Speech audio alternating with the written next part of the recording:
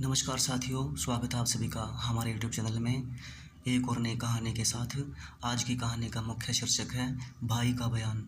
Your honour, इससे पहले कि आप इस केस में अपना फैसला सुनाए, मैं कुछ कहना चाहता हूँ। जिस लड़की मिनी ने आत्महत्या की है, मैं उसका भाई हूँ। पर जज साहब, मैं भाई नहीं कसाई हूँ। मैंने उसकी आत्मा पर बड़े अत्याचार किए। जब मिनी छोटी थी तभी एक सड़क हादसे में माँ बाबूजी दोनों चल बसे।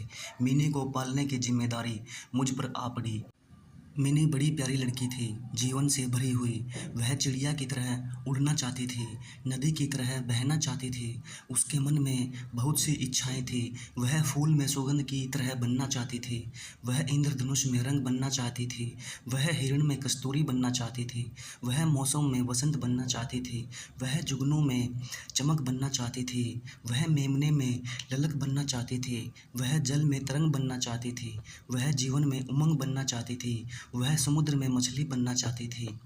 वह मछली बनकर समुद्र की गहराइयों में, चिड़िया बनकर आकाश की ऊंचाइयों में खो जाना चाहते थे। उसके लिए खो जाना ही घर आना था। जज साहब, यदि मैं बहक गया हूँ तो मुझे माफ़ कर दीजिए, पर मिनी ऐसी ही थी। वह पहले कविताएं लिखती थी। वह चित्र भी बनाती थी, बहुत सुंदर सुंदर। उन दिनों वह बहुत खुश रहती थी, फूल सी खिली हुई। वह एक महान कवि, कथाकार या चित्रकार बन सकती थी, पर मैंने उसकी कविताओं और कहानियों को कभी नहीं सराहा।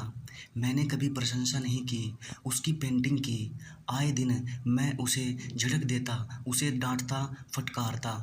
उसकी कविताओं, कहानियों को फाड़कर कूड़े में फेंक देता, उसकी पेंटिंग को जला देता। मैं नहीं चाहता था कि वह कविताएं या कहानियाँ लिखें या पेंटिंग बनाए। मैं नहीं चाहता था कि वह अपने मन की सुने। मैं नहीं चाहता था कि वह आकाश जितना फैले, समुद्र भर गहराए, फेनिल पहाड़ी नदी सा बह निकले।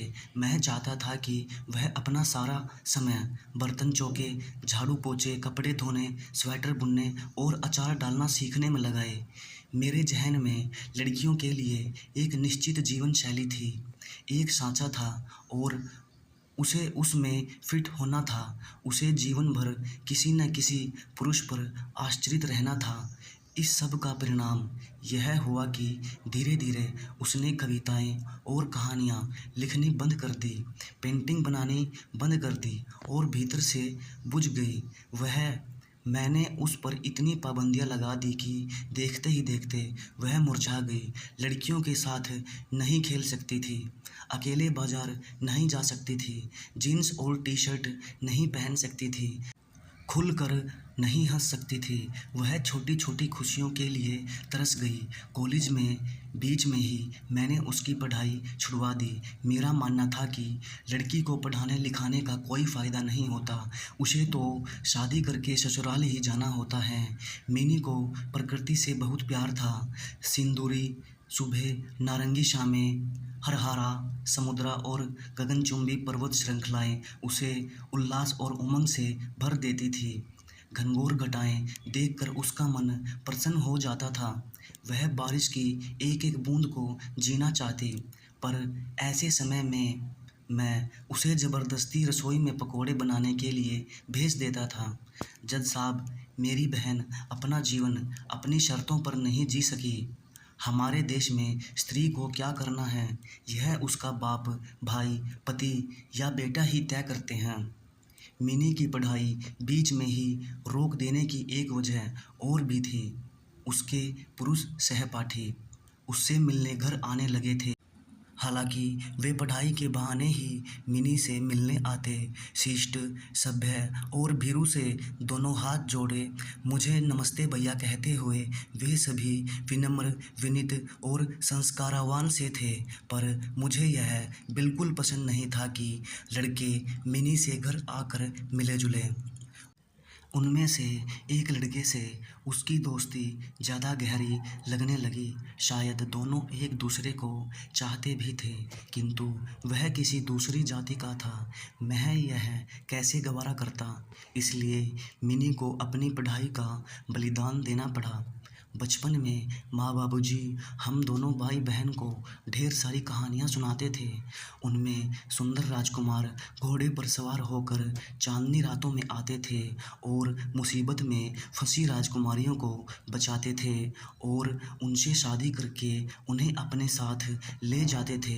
पर आम जीवन में ऐसा नहीं था। धीरे धीरे बहन जान गई कि उसके लिए कोई सपनों का राजकुमार नहीं आएगा, कोई शहजादा आकर उसे इस नियति से नहीं बचाएगा। अगले ही साल मैंने मिनी की शादी एक विदुर से कर दी। मुझे कोई दहेज नहीं देना पड़ा, पर जज साहब अपनी खुशी, अपने आराम के लिए मैंने उसकी ज़िंदगी बर्बाद कर दी। शादी के कुछ दिनों बाद उसने मुझे फ़ोन करके बताया कि उसका पति शराबी था और पीकर उसे पीटता भी था, पर मैंने उसकी बातों को ज़्यादा महत्व नहीं दिया। कुछ महीनों बाद एक शाम किसी ने मेरे मकान का दरवाज़ा खटखटाया। मैंने दरवाज़ा खोला, सामने मिनी खड़ी थी, पर मुझे उसे पहचानने के लिए प्रयास करना पड़ा। उसके चेहरे पर अपनों के पैरों के निशान थे। कुछ ही महीनों में वह कई साल बूढ़ी हो गई थी। उसकी आंखें जो पहले कभी सुबह के रंग की होती थी, अब पूरी तरह रात के रंग की हो गई थी। उसके चेहरे पर पीड़ा की स्थायी लकीरों से अपना घर बना लिया था। उसकी आंखें गड्ढों में धसी गई थी। वह बुरी तरह हाँफ रही थी। बोलने के लिए भी उसे कोशिश करनी पड़ रही थी। फिर आत्मा की अतल गहराइयों से उसने मुझे पुकारा, भैया मुझे बचा लो। उस आवाज़ में कितनी याचना थी, कितनी गिड़गिड़ाहट थी। वह रात से दिन का उजाला मांग रही थी। पर मैं कसाई बना रहा। क्या कसाई कभी बकरे की याचना सुनता है? अब वही तुम्हारा घर है, मैंने खुद को कहते हुए सुना। वह कुछ पल मुझे निशब्द देखती रही। उसकी निगाह में कई नदियों के सूख जाने का दर्द था। उसके लिए सारे सूरज डूब गए थे, सारे देवी देवता मर गए थे। उसके भीतर कई आंधियाँ बंद पड़ी थी। उसके भीतर कब्र का अंधेरा भरा हुआ था। बाहर ऊपर एक भारी आकाश था, नीचे घनी बारिश में भीगती ठिठुरती ठंडी हवा थी। उसी रात मैं उसे ज़बरदस्ती घसीट कर ले गया और उसके पति के घर छोड़ आया। वह एक नरक से दूसरे नरक में ले जाई जा रही थी। जब मैं लौटने लगा तो वह फफक रोने लगी। सारे समुद्र का खारापन उसकी आंखों से निकले आंसुओं में घुल गया था। जज साहब, उस रात वह ऐसे रोई थी जैसे उजाला रोता है अंधेरे से पहले। उस रात सारी रात बिजली कड़कती रही और बादल गरजते रहे। सारी रात मूसलाधार बारिश होती रही। बीच बीच में भयंकर गर्जन के साथ कहीं बिजली गिरती। वह सदी का सबसे खराब मौसम रहा होगा। अगली सुबह मुझे खबर मिली कि मिनी ने रात में ही आत्महत्या कर ली थी। वह अपने धुएं के रंग की साड़ी से गले में फंदा डालकर कमरे के सीलिंग फैन से लटक गई थी। जब मैं वहां पहुंचा, उसका शरीर अकड़ कर नीला पड़ चुका था। जज साहब, पहली बार मैंने अपने सीने पर अपने पापों का बोझ महसूस किया। वह शायद मेरे जीवन का सबसे लंबा और त्रासद दिन रहा होगा। जज साहब, पहले मैं ऐसा हृदयहीन नहीं था। मुझे भी प्रकृति से प्यार था। मैं भी कविताएं और कहानियाँ पढ़ता था। मुझे भी खूबसूरत पेंटिंग अच्छी लगती थी। घनघोर घटाएं मुझे भी लुभाती थी। इंद्रधनुष, तितलियाँ और जुगनू मुझे भी आकर्षित करते थे। मुझ में भी स्पंदन होता था, मेरा दिल भी धड़कता था। सावन में नाचते मोर को देखकर मैं भी किलकता था। पर सड़क हादसे में माँ बाबूजी की मौत के बाद बहन को पालने और घर चलाने की सारी जिम्मेदारी मुझ पर आ पड़ी।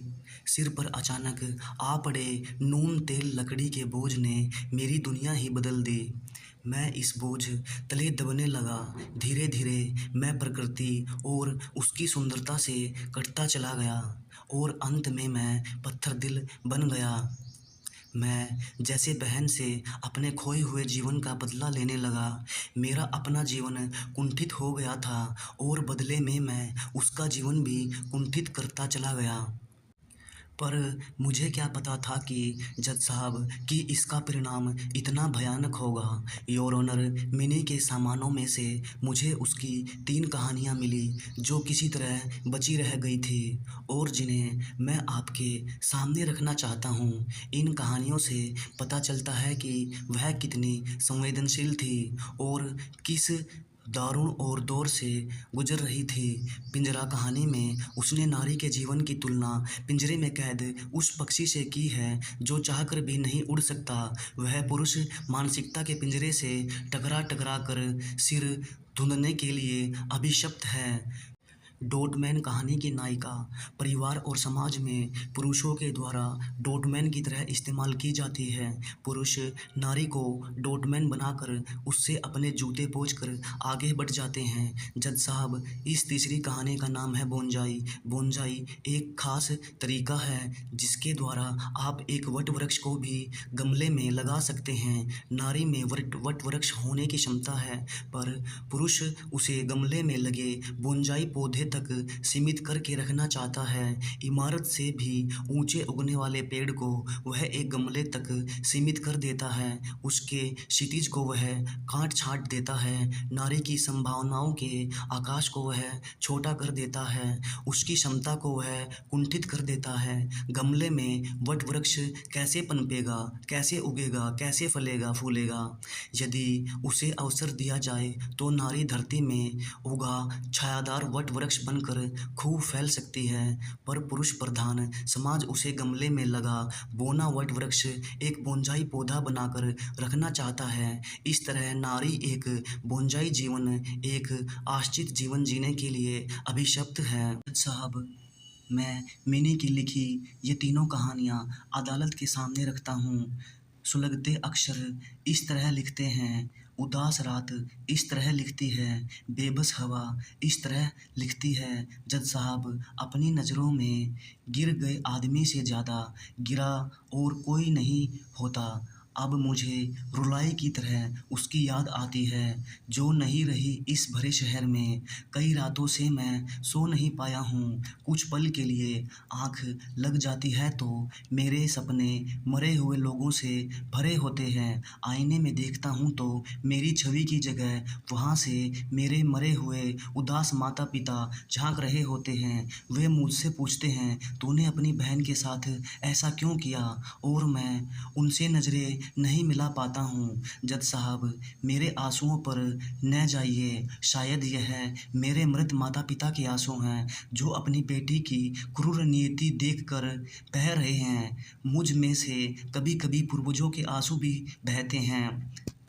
हम में से ही जज साहब, मेरी बहन इस देश में एक लड़की के रूप में पैदा हुई थी। उसका जीवन तीखे कोनों से भरा पड़ा था।